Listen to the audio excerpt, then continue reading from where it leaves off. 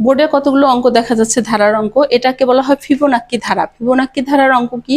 প্রথম দুইটা পদ যোগ করলে পরেরটা পাওয়া যাবে, এই দুইটা যোগ করলে এটা পাওয়া যাবে, এই দুইটা যোগ করলে এইটা, এটা দুইটা যোগ করলে এইটা, এবং তারপরের দুটো যোগ করলে পরবর্তী পদটা পাওয়া যাবে, এবং পরবর্তী পদটা কত হবে? 11 এবং 18 যোগ করলে 29। একইভাবে এখানেও কিন্তু প্রত্যেকটা পদ প্রথম দুইটা যোগ করে তারপরেরটা পাওয়া গেছে।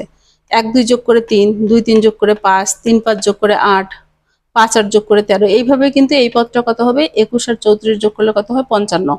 এই পদটা হবে 55। এবং এই একইভাবে পরের অঙ্কটা কত হবে? 5 আর 8 যোগ করলে এখানে হবে 13। তো এই ধারার অঙ্কগুলো, এই ফিবোনাক্কি ধারার অঙ্কগুলো কিন্তু প্রায়ই পরীক্ষায় আসে।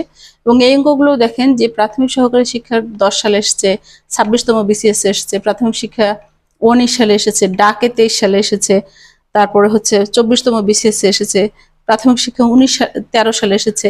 এভাবে কিন্তু প্রত্যেকটা চাকরির পরীক্ষায় এই ধারা থেকে অঙ্ক থাকে এবং আমরা খুব সহজেই কিন্তু 1 নাম্বার পেতে পারি।